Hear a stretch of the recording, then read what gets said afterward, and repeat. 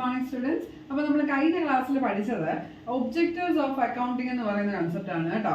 Accounting ചെയ്താൽ അതുകൊണ്ടുള്ള ലക്ഷ്യങ്ങൾ എന്തൊക്കെയാണ് എന്നുള്ളതാണ് നമ്മൾ ആ ക്ലാസ്സിൽ പഠിച്ചത്. അപ്പോൾ ഈ ഒരു ക്ലാസ്സിൽ നമ്മൾ പഠിക്കാൻ പോകുന്നത് അഡ്വാൻറ്റേജസ് ഓഫ് അക്കൗണ്ടിങ് എന്ന് പറയുന്ന കൺസെപ്റ്റ് ആണ്. എന്താണ് അക്കൗണ്ടിങ് കൊണ്ടുള്ള നമുക്ക് ഉണ്ടാവുന്ന നേട്ടം, അല്ലെങ്കിൽ ഒരു ബിസിനസ്സുകാരന് ഉണ്ടാവുന്ന നേട്ടം എന്നുള്ളതാണ് നമ്മൾ നോക്കുന്നത് കേട്ടോ.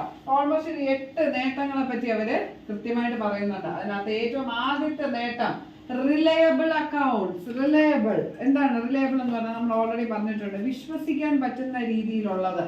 റിലയബിൾ റെക്കോർഡ്സ് നമുക്ക് നോക്കാം. Transactions cannot be stored up in memory even in the case of small shops. ഇപ്പോൾ ഒരു ചെറിയ ചായക്കടയാവട്ടെ, ആ ചായക്കടയിലാണെങ്കിൽ പോലും നമ്മൾ ചെറിയൊരു പുസ്തകത്തിലെങ്കിലും എഴുതി വെക്കണം. നമ്മൾ അന്നേ ദിവസം നമ്മൾ എത്ര ചായ വിറ്റു, അല്ലെങ്കിൽ എത്ര പഴംപൊരി വിറ്റു എന്നൊക്കെ നമ്മൾ എഴുതി വെക്കണം. നമുക്ക് മറന്നു പോകും അല്ലേ, നമുക്ക് ഇതൊന്നും ഓർത്ത് വെക്കാനായിട്ട് സാധിക്കത്തില്ല. The reliable record of the transaction is necessary for reference at any time. ഒരു 2 വർഷത്തിന് ശേഷം നമുക്കറിയണം ഫസ്റ്റ് ഇയർ നമ്മളുടെ പ്രോഗ്രസ് എങ്ങനെയായിരുന്നു ബിസിനസിന്റെ, സെക്കൻഡ് ഇയർ നമ്മളുടെ പ്രോഗ്രസ് എങ്ങനെയായിരുന്നു, ഇപ്പോൾ നമ്മൾ എവിടെ നിൽക്കുന്നു.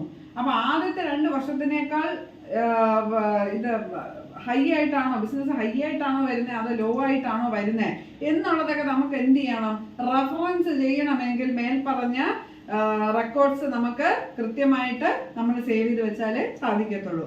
Since all the transactions are recorded in the books, there is no need to rely on memory. അപ്പം നമ്മൾ ബുക്ക് ഓഫ് അക്കൗണ്ട്സിൽ, അതായത് ഒരു പർട്ടിക്കുലർ ബുക്കിൽ ഇത് ഇത്രയും വരവ്, ഇത് ഇത്രയും ചെലവ് എന്ന് കൃത്യമായിട്ട് എഴുതി കഴിഞ്ഞാൽ നമുക്ക് എന്തിൻ്റെ ആവശ്യമില്ല, മനസ്സിൽ ഇതൊന്നും ഓർത്ത് വെക്കേണ്ട ആവശ്യമില്ല. അല്ലെങ്കിൽ 1-2 വർഷത്തെ കണക്കൊന്നും ഒരു മനുഷ്യർക്ക് മനസ്സിൽ ഓർത്ത് വെച്ച് ബിസിനസ് ചെയ്യാനായിട്ട് സാധിക്കത്തും ഇല്ല. അപ്പോൾ കൃത്യമായിട്ടുള്ള നമുക്ക് മനസ്സിലാക്കി എടുക്കാൻ പറ്റുന്ന അല്ലെങ്കിൽ വിശ്വസിച്ചെടുക്കാൻ പറ്റുന്ന റെക്കോർഡ്സ് നമ്മൾ ക്രിയേറ്റ് ചെയ്ത് വെച്ച് കഴിഞ്ഞാൽ ഭാവിയിൽ നമുക്ക് എന്ത് ചെയ്യാൻ പറ്റും, അത് യൂസ്ഫുൾ ആയിരിക്കുമെന്ന് സാരം. അപ്പോൾ റിലയബിൾ ആണ് റെക്കോർഡ്സ് എന്ന് പറയുന്നത് അക്കൗണ്ടിങ്ങിൽ.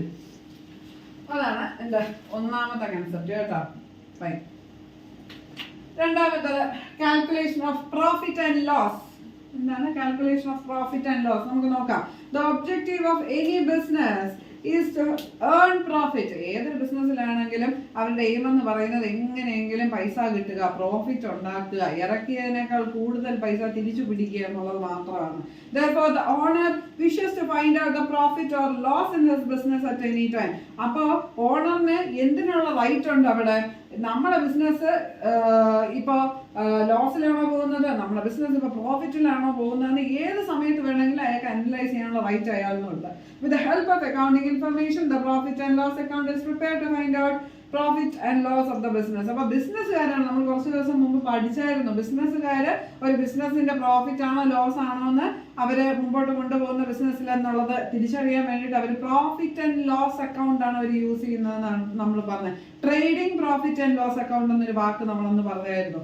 അപ്പോൾ ഈ സംഭവം വെച്ചിട്ടാണ് നമ്മൾ എന്ത് ചെയ്യുന്നത്, അക്കൗണ്ടിങ് ഇൻഫർമേഷൻ നമ്മൾ ക്രിയേറ്റ് ചെയ്തിട്ട് അത് വെച്ചിട്ട് ബിസിനസ്സുകാർ എന്ത് ചെയ്യും, പ്രോഫിറ്റിലേക്ക് പോകുന്നോ ലോസിലേക്ക് പോകുന്നോ എന്ന് അവര് ഐഡന്റിഫൈ ചെയ്യും. അപ്പൊ ഈ calculation of profit and loss account ആര് തരുന്ന ഒരു അഡ്വാൻറ്റേജ് ആണ്?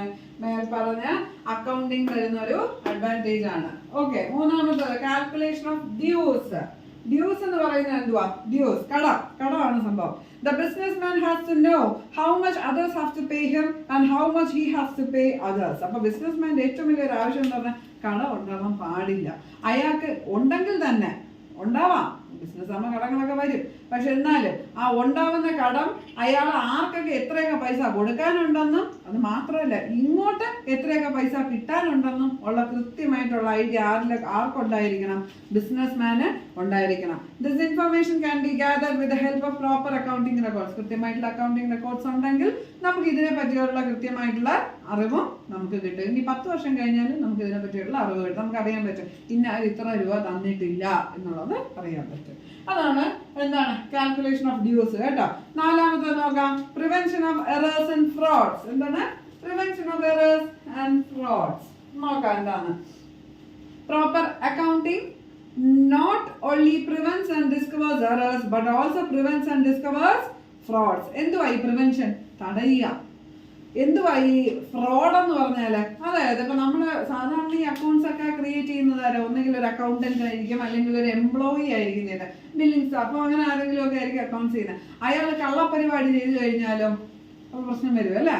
അപ്പൊ ആ സംഭവം മാറ്റാനും ആര് നമ്മളെ ഹെൽപ്പ് ചെയ്യുന്നു? മേൽ പറഞ്ഞ അക്കൗണ്ടിങ് നമ്മളെ ഹെൽപ്പ് ചെയ്യും എന്നുള്ളതാണ് അവർ പറയുന്നത്. തെറ്റുകൾ വരാതെയും അതുപോലെ തന്നെ നമ്മുടെ എംപ്ലോയീസ് കള്ളത്തരങ്ങൾ കാണിക്കാതെ നമ്മൾ അക്കൗണ്ട്സ് ഒന്നും മെയിൻറ്റെയിൻ ചെയ്യുന്നില്ല. ഇന്നേ ദിവസം ഒരു നമ്മൾ സൺഗ്ലാസ് വിൽക്കുന്ന ഒരു കടയാണെന്ന് നിങ്ങൾ വിചാരിക്കുക. അപ്പോൾ നമ്മളുടെ കയ്യിൽ 50 സൺഗ്ലാസ് ഉണ്ട്. അയാൾ പറയുക നമ്മുടെ അടുത്ത് 25 വിറ്റ് പോയുള്ളൂ, ശരിക്കും 30 വിറ്റുപോയി. അയാൾ കള്ളത്തരം കാണിച്ചു, ബാക്കിയുള്ളതിന്റെ പൈസ അയാൾ എടുത്തു. അവസാനം നമ്മൾ എന്ത് ചെയ്യും? സാധനമൊക്കെ എടുത്ത് വെച്ചുകൊണ്ട് തിരിച്ച് വീട്ടിൽ പോകും. വീട്ടിൽ പോയിട്ട് നമ്മൾ എന്ത് ചെയ്യും? വീണ്ടും ഇത് തന്നെ കൊണ്ടുവന്ന് വിൽക്കും. പക്ഷെ നമ്മൾ നോക്കത്തില്ല. അപ്പോഴത്തേനും അടുത്ത സ്റ്റോക്ക് വന്നു. ഈ സ്റ്റോക്ക് ഇതിന്റെ കൂടെ ആഡ് ചെയ്തിട്ടായിരിക്കും നമ്മൾ അങ്ങ് എടുക്കുന്നത്. എണ്ണി വെച്ചിട്ടില്ല എന്നുണ്ടെങ്കിൽ പ്രശ്നം വരത്തില്ലേ? ഇയാളെ വിശ്വസിച്ച് നമ്മൾ എന്ത് ചെയ്യും? ഇങ്ങനെ വെയിറ്റ് ചെയ്തുകൊണ്ടിരിക്കുക. അയാൾ പറയുന്ന കാര്യങ്ങളൊക്കെ ശരിയാണ്. പക്ഷെ അന്നേ ദിവസം ഒരു അക്കൗണ്ട് ക്രിയേറ്റ് ചെയ്യണം. അക്കൗണ്ട്സിൽ കൃത്യമായിട്ട് കാര്യങ്ങൾ എഴുതിയിട്ടുണ്ടെങ്കിൽ നമ്മൾ അയാൾക്ക് കബളിപ്പിക്കാൻ പറ്റുമോ? ഇല്ല. അപ്പോൾ എന്ത് ചെയ്യാണ്? അതാണ് അവരിവിടെ പറയുന്നത്, prevention of errors and fruits. എന്ത് ചെയ്യാൻ പറ്റും?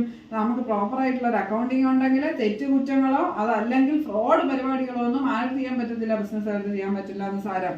4-മത്തേത് കൺട്രോൾ ഓവർ അസറ്റ് എന്ന് പറയുന്ന സംഭവമാണ് കേട്ടോ. കൺട്രോൾ ഓവർ അസറ്റ് നമുക്ക് നോക്കാം എന്താണ്.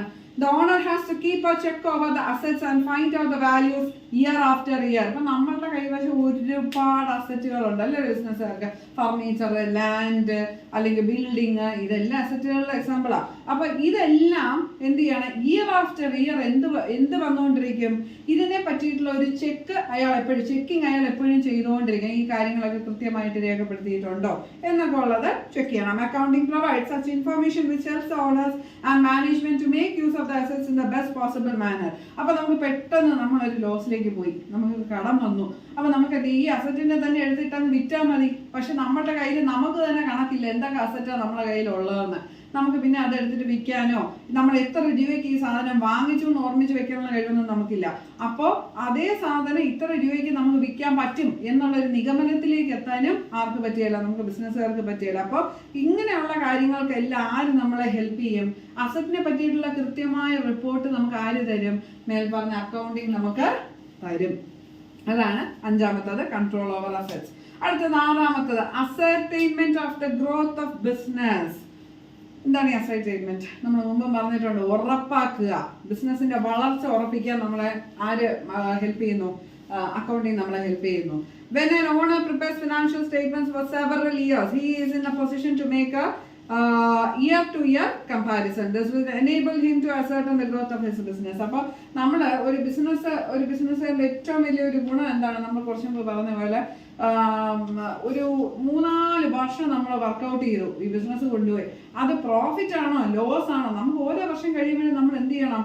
പുരോഗമിക്കണം, അല്ല താഴോട്ട് വരാൻ പാടില്ല. അപ്പൊ ആ പുരോഗമനത്തിലേക്കാണോ നമ്മൾ പോകുന്നത് എന്നുള്ളത് ആഫ്റ്റർ 2 ഇയേഴ്സ് അയാൾക്ക് ചെക്ക് ചെയ്യണമെന്നുണ്ടെങ്കിൽ മുമ്പത്തെ എന്ത് ചെയ്യാൻ പറ്റും? ഫിനാൻഷ്യൽ സ്റ്റേറ്റ്മെന്റ്സ് എടുത്ത് ജസ്റ്റ് ഒന്ന് ചെക്ക് ചെയ്ത് കഴിഞ്ഞാൽ അയാൾക്കത് അറിയാനായിട്ട് സാധിക്കും. അപ്പോൾ ബിസിനസിന്റെ ഗ്രോത്ത് ഉറപ്പിക്കാൻ ആര് നമ്മളെ ഹെൽപ്പ് ചെയ്യും? അക്കൗണ്ടിങ് നമ്മളെ ഹെൽപ്പ് ചെയ്യുന്നു. അതാണ് 6-മത് നമ്മൾ പറഞ്ഞ കഥ. അടുത്തത് ഫിക്സിംഗ് ദ സെല്ലിംഗ് പ്രൈസ്. നമുക്ക് നോക്കാം എന്നായി ഫിക്സിംഗ് ദ സെല്ലിംഗ് പ്രൈസ് എന്നുള്ള. Accounting information is essential for determining the selling price of goods produced. അപ്പൊ ഈ അക്കൗണ്ടിംഗ് ഇൻഫർമേഷനകത്ത് നമ്മൾ കൃത്യമായിട്ട് എന്നാ പറയും? ഒരു ഗുഡ് എന്ന് പറയുന്ന ഒരു ഗുഡ് നമ്മൾ അല്ലെങ്കിൽ ഒരു പ്രൊഡക്റ്റ് നമ്മൾ എത്ര രൂപയ്ക്കാണ് സെല്ല് ചെയ്തത് എന്നുള്ളത് കൃത്യമായിട്ട് അതിനകത്ത് എഴുതിയിരിക്കും, ഡിസ്ക്രൈബ് ചെയ്തിരിക്കും. അപ്പോൾ എന്താണ് അത്? സെല്ലിംഗ് പ്രൈസ് മനസ്സിലാക്കാൻ അക്കൗണ്ടിങ് ട്രാൻസാക്ഷൻസ് നമ്മളെ ഹെൽപ്പ് ചെയ്യുന്നു. ഇനി നമുക്ക് ടാക്സേഷൻ നോക്കാം. ടാക്സേഷൻ എന്ന് പറയുമ്പോൾ എന്നാ? 8-മത്തേത് for the income tax and sales tax purposes accounting information is very essential. അപ്പൊ ഇൻകം ടാക്സ് നമ്മൾ 2 നികുതികളാണ്. ടാക്സ് എന്ന് പറയുമ്പോൾ നികുതി നമ്മൾ 2 എണ്ണമാണ് കേട്ടോ മെയിൻലി നമ്മൾ കൊടുക്കുന്നത്. ഒന്ന് ഇൻകം ടാക്സ്, ആദായ നികുതി എന്ന് പറയാം. അതെന്താ? ഒരു മനുഷ്യന്റെ ആനുവൽ ഇൻകത്തിൽ നിന്നും, അതായത് ഒരു വർഷം കിട്ടുന്ന ഇൻകത്തിൽ നിന്നും നമ്മൾ ചെറിയൊരു എമൗണ്ട് ആർക്ക് കൊടുക്കണം? ഗവൺമെന്റിന് കൊടുക്കണം. ആ ഒരു നികുതി ആകാം. അതല്ലെങ്കിൽ അതിന് മറ്റൊരു രീതിയിൽ പറയാൻ പറ്റും, ഒരു ഫിനാൻഷ്യൽ ഇയറിൽ, ഒരു വർഷത്തില് ഒരു വ്യക്തി ബിസിനസ്സിൽ നിന്നും ഏൺ ചെയ്ത പൈസയിൽ നിന്നുമുള്ള ചെറിയൊരു ശതമാനം, അതിനെ നമുക്ക് എന്തെന്ന് പറയാൻ പറ്റും? ആദായ നികുതി എന്ന് പറയാൻ പറ്റും. അപ്പൊ ആ ആദായ നികുതി അടയ്ക്കണമെങ്കിൽ അതിനു വേണ്ടിയും. അതുപോലെ തന്നെ സെയിൽസ് ടാക്സ് എന്ന് പറയുന്ന ഒരു സംഭവമുണ്ട്. അത് ഒരു പർട്ടിക്കുലർ പ്രൊഡക്റ്റുകളോ അല്ലെങ്കിൽ എന്തെങ്കിലും ഒരു സർവീസുകളോ നമ്മൾ എന്ത് ചെയ്യാൻ വേണ്ടിയിട്ട് സെയിൽ ചെയ്യുന്നു എന്നുണ്ടെങ്കിൽ അതിന് വേണ്ടിയിട്ട് നമ്മൾ ഗവൺമെന്റിലേക്ക് അടയ്ക്കുന്ന ഒരു ചെറിയ ടാക്സ്, ചെറിയൊരു നികുതി, അതിനെയാണ് സെയിൽസ് ടാക്സ് എന്ന് പറയുന്നത് കേട്ടോ. അപ്പൊ ഇങ്ങനെയുള്ള നികുതികളൊക്കെ അടയ്ക്കണമെന്നുണ്ടെങ്കിൽ നമുക്ക് എന്നാ വേണം? അക്കൗണ്ട്സ് ഉണ്ടെങ്കിൽ മാത്രമേ സാധിക്കത്തുള്ളൂ. അപ്പൊ അക്കൗണ്ടിങ് ഇൻഫർമേഷൻ, ആ ടാക്സ് ഒരു വർഷം എന്നൊക്കെ ഗുഡ്സ് വാങ്ങിച്ചു, എന്നൊക്കെ ഗുഡ്സ് വിറ്റു, അതുപോലെ തന്നെ അങ്ങനെ വരുന്ന ഡീറ്റെയിൽസ് എല്ലാം നമുക്ക് എവിടെ നിന്ന് കിട്ടും? അക്കൗണ്ടിങ്ങിലൂടെ കിട്ടുക. അത് വെച്ച് നമുക്ക് സെയിൽസ് ടാക്സ് അതുപോലെ തന്നെ എന്ത് ടാക്സും ഇൻകം ടാക്സും ഒക്കെ അടച്ച് കൃത്യമായിട്ട് പോകാനായിട്ട് സാധിക്കുമെന്ന് പറയുന്നു. അപ്പൊ നമുക്ക് നോക്കാം. അക്കൗണ്ടിങ്ങിന്റെ അഡ്വാൻറ്റേജസ് ആയിട്ട് നമ്മൾ പറഞ്ഞത് 8 കാര്യങ്ങളാണ്. റിലയബിൾ ആയിട്ടുള്ള റെക്കോർഡുകൾ, പ്രോഫിറ്റ് ആൻഡ് ലോസ് കാൽക്കുലേഷന്, ഡ്യൂസ് കാൽക്കുലേഷന്, അതുപോലെ തന്നെ എറേഴ്സും ഫ്രോഡ്സും നടക്കാതെ പ്രിവെന്റ് ചെയ്യാൻ പറ്റുക, അതുപോലെ തന്നെ നമുക്ക് എന്തൊക്കെ അസറ്റ് എന്നുള്ളത് ഐഡന്റിഫൈ ചെയ്ത് വെക്കാനായിട്ട് സാധിക്കുന്നു ഓരോ ഇയറും. ഇനി ബിസിനസിന്റെ ഗ്രോത്ത് ഐഡന്റിഫൈ ചെയ്യാനായിട്ട് സാധിക്കുന്നു. സെല്ലിംഗ് പ്രൈസ് എത്രയാണെന്നുള്ളത് കൃത്യമായിട്ട് ഫിക്സ് ചെയ്ത് എടുക്കാനായിട്ട് സാധിക്കും. കാരണം ഒരു വർഷം ഒരു സെല്ലിംഗ് പ്രൈസ്, അടുത്ത വർഷം വേറെ സെല്ലിംഗ് പ്രൈസുമാണ്. അതുകൊണ്ടാണ് കേട്ടോ. ഓക്കെ, ഇനി 8ാമത്തെ എന്താണ്? ടാക്സേഷൻ. നമ്മൾ ടാക്സ് അടയ്ക്കാൻ വേണ്ടിയിട്ടുള്ള കഥകൾ. അപ്പൊ ഇത്രയും കാര്യങ്ങളാണ് അക്കൗണ്ടിങ് കൊണ്ടുള്ള നമ്മുടെ ഗുണമെന്ന് പറയുന്നത്. ഇത്രയും പഠിപ്പിച്ചതിൽ നിങ്ങൾക്ക് എന്തെങ്കിലും ഡൗട്ട് ഉണ്ട് എങ്കിൽ നമ്മൾ ടീച്ചേഴ്സുമായി വിളിച്ചിട്ട് ക്ലാരിഫൈ ചെയ്യാം. വിളിക്കേണ്ട നമ്പർ 9388850850. Thank you.